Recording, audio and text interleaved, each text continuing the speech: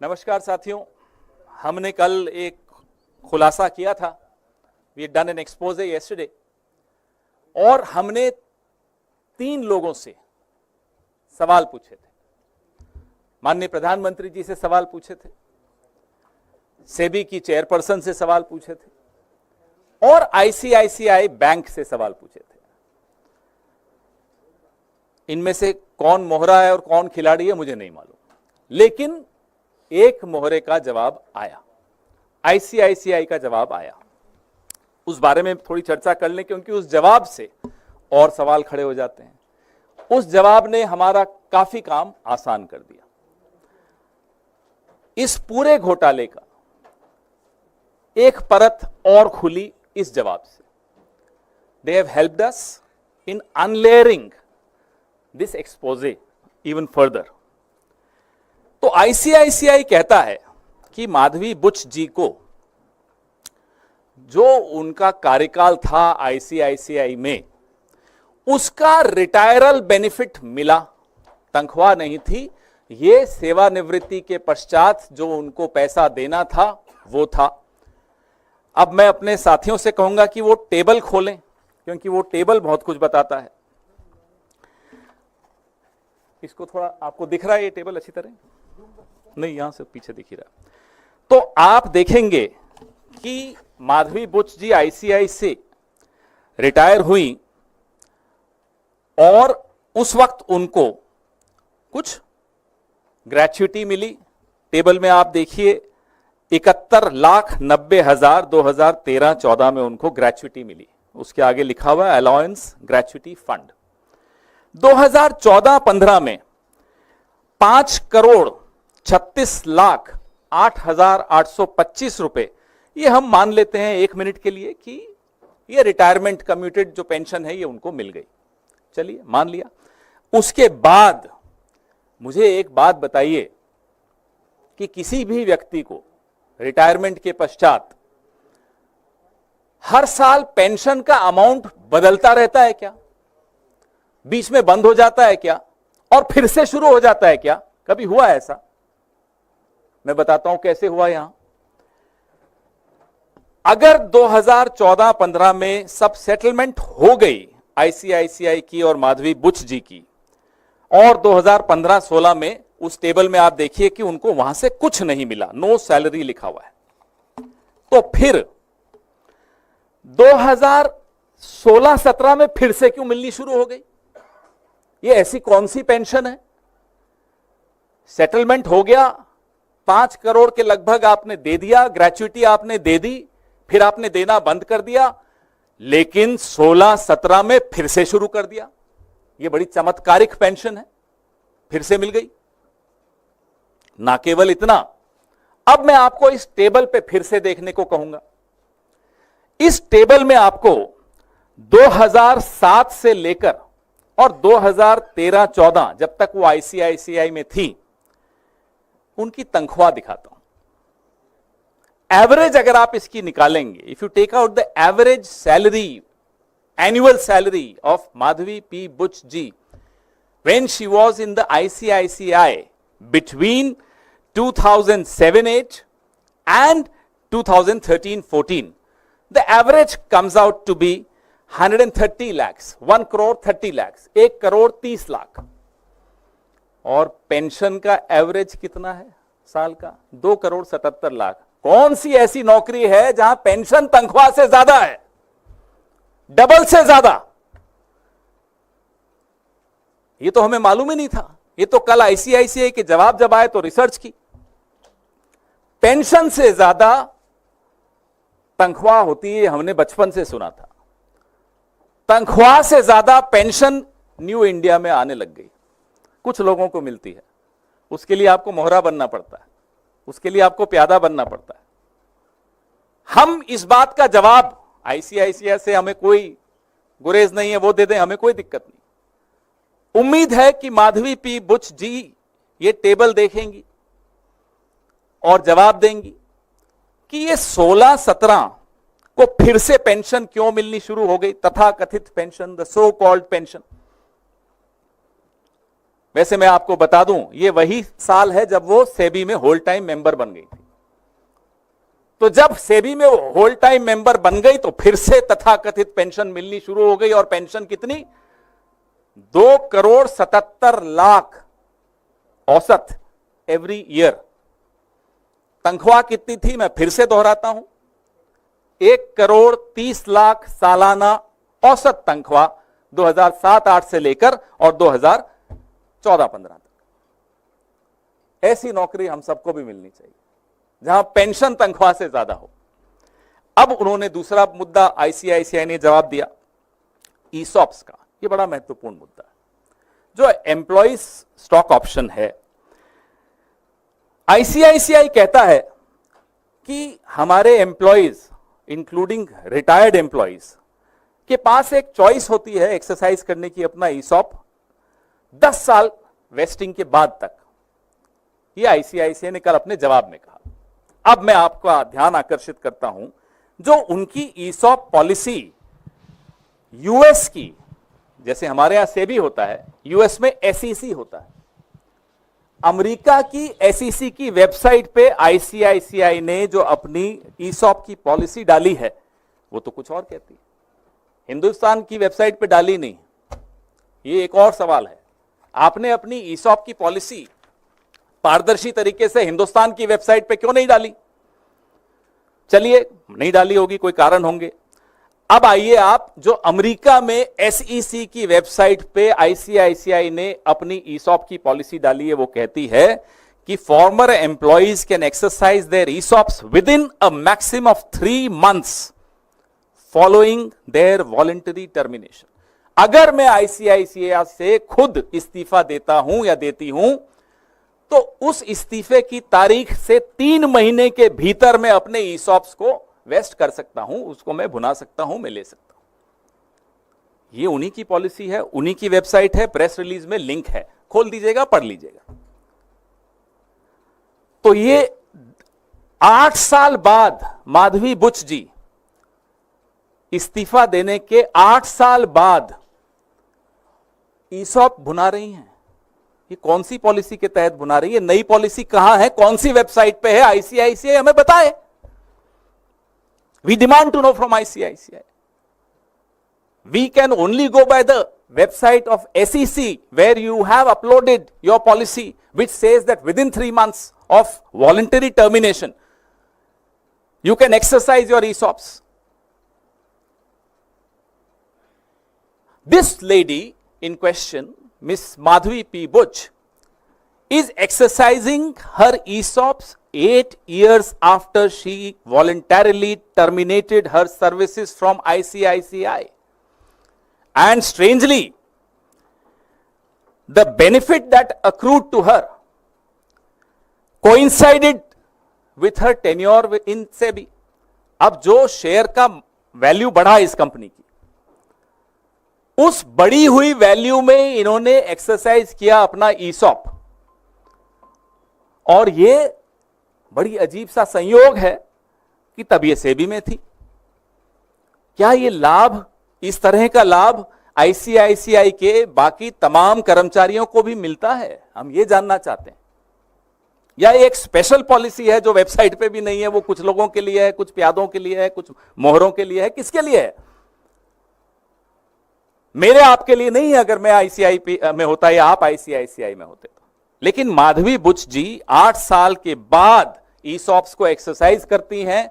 कौन सी पॉलिसी के तहत करती हैं, हम ये जानना चाहते हैं।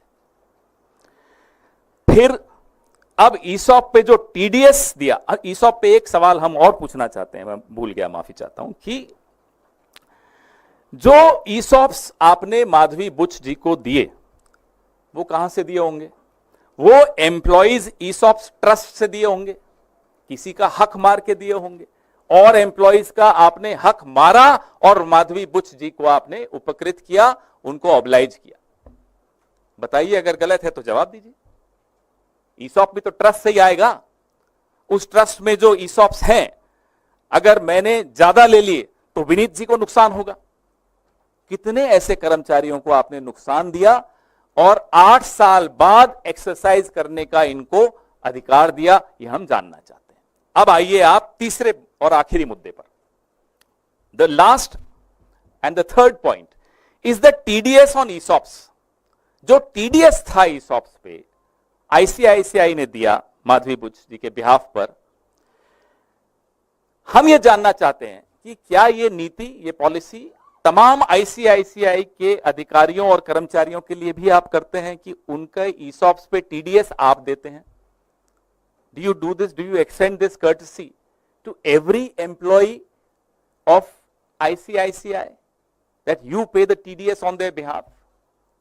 And ये जो TDS आपने दिया, जो अमाउंट है उस TDS का आपने पे कर दिया माधवी जी के बिहाफ पर, तो क्या वो माधवी बुच जी की इनकम में माना नहीं जाएगा? हम और आप इनकम टैक्स देते हैं, हम सब थोड़ा बहुत समझते हैं इनकम टैक्स को, और अगर वो उनकी इनकम में है, she should be tax for it. तो आईसीआईसीआई ने ये टीडीएस अमाउंट को टैक्सेबल इनकम में क्यों नहीं दिखाया माधवी जी की? ये इनकम टैक्स का नॉन कंप्लायंस है इनकम टैक्स एक्ट का। हम एक और आरोप लगाते हैं, नया आरोप है। हम इंतजार करेंगे, आईसीआईसीआई जवाब देना चाहता है दे, एसईसी को भी दे कि साहब हमने जो आपकी वेबसाइट पे पॉलिसी डाली है अमेरिका की वो अलग है, हिंदुस्तान में हमने वेबसाइट पे नहीं डाली, लेकिन यहां अलग पॉलिसी है, और यहां भी माधवी जी के लिए एक अलग पॉलिसी है, बाकी कर्मचारियों के लिए अलग पॉलिसी है ईसॉप्स की। बताएं, वी डिमांड टू नो। नहीं तो माधवी जी जवाब दें। हमने कल भी उनको आग्रह किया था कि आप खुद जवाब दीजिए, नहीं तो हम हर दूसरे दिन आएंगे, कुछ नई बातें करेंगे, कुछ नए खुलासे करेंगे, क्योंकि अभी तो ये शुरुआत है। As I said, this is the tip of the iceberg. आपके सवाल, ये टेबल वापस लगा दीजिए ताकि ये देखते रहें।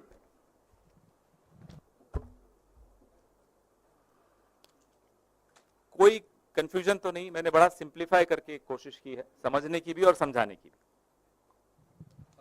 पवन जी, मेरा सवाल आपसे ये है कि आपने कल भी प्रेस कॉन्फ्रेंस की और आज भी आपने प्रेस कॉन्फ्रेंस की, सरकार की ओर से या बीजेपी की ओर से कोई जवाब नहीं आया।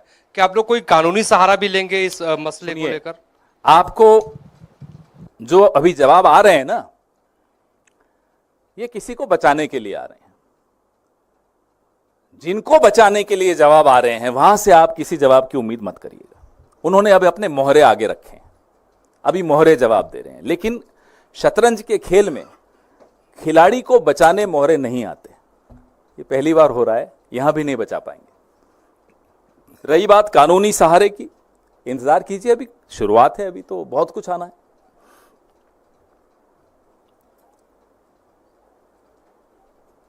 जी,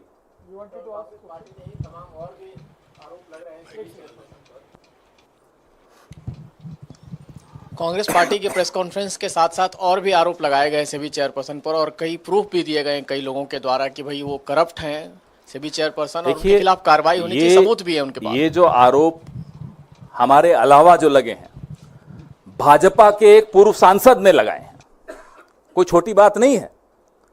भाजपा के एक पूर्व सांसद भी आरोप लगा रहे हैं कि माधवी बुच जी और सेबी में किस तरह का भ्रष्टाचार है, सबूतों के साथ वो बात कर रहे हैं। फिर भी अगर सरकार को नहीं जवाब देना या इस दिशा में कोई कदम नहीं उठाना, तो लोग सुन रहे हैं, लोग देख रहे हैं। सर, क्या इसमें उन्होंने पूछा कानूनी कोई प्रक्रिया, या फिर क्या पार्लियामेंट में इसको उठाएंगे, कोई जेपीसी या कोई संसदीय किसी तरह जांच की मांग भी इस मसले पर आप लोग करेंगे? लक्ष्मी जी, हम लोग लगातार इस पूरे सेबी के मामले पर, हिंडनबर्ग के मामले पर जेपीसी की मांग लगातार करते आए हैं। अब ये नए खुलासे हैं, ये हिंडनबर्ग रिपोर्ट से हटकर और खुलासे आए हैं, लगातार आ रहे हैं, आगे भी आएंगे। हमने पहले सोचा था कि हर 2 दिन बाद प्रेस कॉन्फ्रेंस करेंगे, लेकिन जवाब ऐसा मजेदार आया कि हमको लगा दूसरे ही दिन करनी चाहिए, वापस आज ही हम आ गए। लगातार हम आपको बताते रहेंगे, खुलासे करते रहेंगे। उसके बाद पार्टी और गठबंधन हमारा क्या निर्णय लेता है वो भी आपसे हम साझा करेंगे। आप जिस चीज को सैलरी कह रहे हैं उसको आईसीआईसीआई बैंक रिटायरल बेनिफिट्स बोल रहा है, तो आपके ग्राउंड्स क्या हैं ये कहने के कि this is a salary? I told you, how can the so-called retirement benefits or retiral benefits or pension be more than the salary that she drew when she was working in the ICICI. The average annual salary of Miss Madhavi P. Buch when she was employed with ICICI was 1 crore 30 lakh rupees annual salary, average. The average pension or the so-called retirement benefits turn out to be 2 crore 77 lakh per annum. Now how is it even possible? And in case this is retirement or pension, retiral benefits or pension, how come there was a break in 15-16 financial year and it resumes again in 16-17, which coincides with her appointment as whole-time member of SEBI? And if you see that table, therefore I want this table to be seen by you constantly. There is a particular year which says no salary. That ended her relationship with ICICI technically. But again, when she becomes SEBI member, whole-time member, the relationship resumes. She starts getting money again and big sum. We in fact now want to demand that SEBI should come out clean, give a clarification, respond to our charges, because at the end of the day, it's the millions and millions of investors of this country whose confidence should remain in these regulatory bodies. That confidence should not get shaken. नहीं, अभी यही. Sir कौन? हाँ, इसके बाद आपका. सुभाष चंद्र जी से कुछ आपकी बातचीत हो गई है? उन्होंने जो आरोप लगाए, आपने जो सुना, हमने भी देखा. भाजपा के एक पूर्व सांसद हैं वो, उन्होंने भी गंभीर आरोप लगाए, कल ही लगाए, मैं रात को देख रहा था. तो अब हमें उनसे बातचीत नहीं करनी चाहिए, सेबी को हम सबसे बातचीत करनी चाहिए. आईसीआईसीआई ने तो बातचीत की है, और सबसे ज्यादा, अब मैं नहीं जानता कि वो खिलाड़ी हैं या प्यादे हैं, प्रधानमंत्री से भी हमने बोला है, सवाल उठाए हैं, वो भी जवाब दें. उन्होंने खुद माधवी बुच जी को अपॉइंट किया है, वो और गृह मंत्री ने मिलकर माधवी बुच जी को चेयरपर्सन ऑफ सेबी बनाया है. जवाब उनको देने चाहिए. ये अलग अलग फिगर्स है, उसको कैसे इंटरप्रेट करते हैं सर आप? यही हम पूछ रहे हैं, ये अलग अलग फिगर्स क्यों हैं? पेंशन अगर है तो फिगर सेम होना चाहिए. चलिए, कुछ हुआ होगा, हमें बताइए. फिर ये ब्रेक क्यों आया?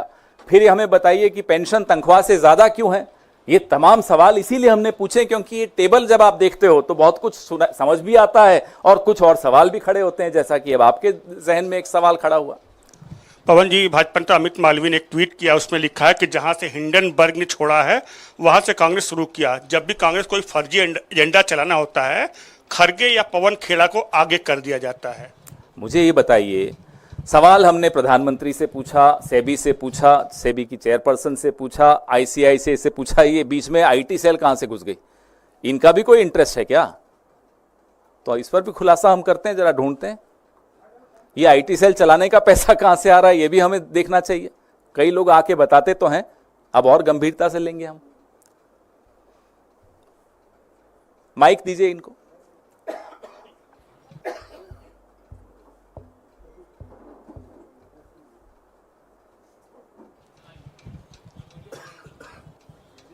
नहीं, मीडिया से नहीं तो आपका क्या? नहीं, यू कांट आस्क ना, this is a press conference. I don't know why, what are you doing here?